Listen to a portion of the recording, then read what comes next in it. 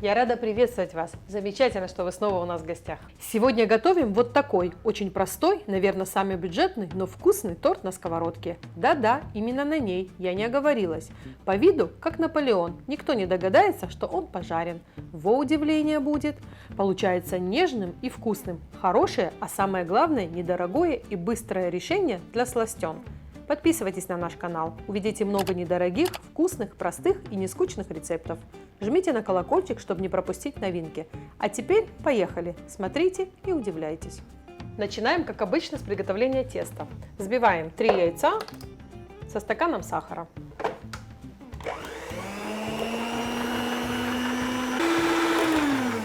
Добавляем размягченное сливочное масло и продолжаем взбивать.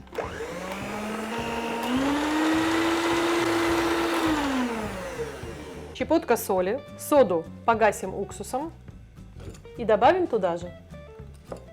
Немного взобьем и добавляем просеянную муку. Все перемешаем до однородной массы. Тесто мы как следует перемешали. Теперь добавим оставшийся стакан муки и замесим тесто окончательно.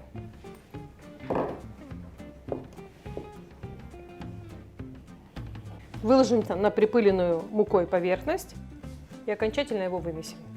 Тесто получается очень мягкое и податливое. Если нужно, можно добавить еще немного муки. Накроем тесто и дадим ему отдохнуть минут 15-20, а мы за это время приготовим крем. В небольшой кастрюльке смешаем сахар и яйца и взобьем их венчиком. Добавим 2 столовые ложки просеянной муки и хорошенько все перемешаем. Постепенно добавим литр холодного молока. И все как следует будем размешивать. Размешиваем тщательно, чтобы не было комочков. И поставим кастрюльку на средний огонь. Все время помешивая, доведем ее до кипения. Вот появляются первые пузырьки, крем начинает закипать. Особенно тщательно сейчас его размешиваем, чтобы он не пригорал. Подождем минутку, и как только он начнет загустевать, снимем его с огня. Добавим чайную ложечку ванильной эссенции. Как следует перемешаем. И пока отставим в сторону. Тесто разделим на 10 равных частей. Торт я буду выпекать диаметром 26 мм, поэтому на 10 коржей. Если вы будете выпекать меньше диаметра, то можно, соответственно, увеличить количество коржей. Я скатаю вот такую колбаску, разделю вначале напополам и теперь каждый кусочек на 5. Каждому кусочку придадим форму лепешечки. Теперь уберем в сторону. Сразу ставим сковородку на огонь. Выпекать я сегодня буду вот в такой блинной сковородке. Пока нагревается сковородка, начнем сразу раскатывать тесто. По мере надобности присыпаем немножко муку. Раскатываем корж диаметром чуть больше, чем диаметр нашего будущего торта. Вот таким образом. Отряхнем лишнюю муку и начнем обжаривать корж на хорошо разогретой сковородке. Пока обжаривается корж, мы раскатываем следующий. Аккуратно переворачиваем его на вторую сторону. Перекладываем готовый корж на доску. Следующий отправляем жариться. А этот корж, пока он горячий, сразу обрезаем по форме нужного диаметра. Эти кусочки уберем в сторону, они нам пригодятся для присыпки. И вот такой вот коржик у нас получился. Если коржики немножко поломаются в процессе, это не страшно, крем все слепит. С остальными слоями поступаем точно так же.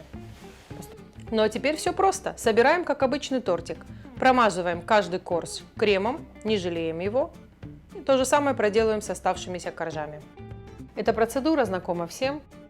Последний корж немножечко придавим руками и обильно промажем кремом вначале сверху, а далее бока. Обрезки измельчим любым удобным способом, не очень мелко. Вот так вот будет достаточно, чтобы они чувствовались. И присыпем вначале бока, смахиваем лишнее по дороге, а затем и верх. Кстати, тортик можно присыпать сверху или натертым шоколадом, или орешками, или же достаточно будет просто присыпки. Вот и все. Наш тортик готов. Остается дать ему пару часов пропитаться, и можно снимать пробу. Тортик наш пропитался, и сейчас мы его порежем. Ну скажите, ну чем не Наполеон? По виду никто не отличит, а по вкусу, ну очень вкусный. А самое главное, простой, быстрый и бюджетный. Как говорится, дешево и сердито. Из того, что всегда есть под рукой в каждом холодильнике. Очень рекомендую вам попробовать его и приготовить. С нетерпением буду ждать ваших комментариев. Вам это не сложно, а нам очень важно и приятно. Готовьте в удовольствие, живите в кайф. А я от всей души желаю вам удачи и успехов. До новых встреч в наших новых видео. Всем пока!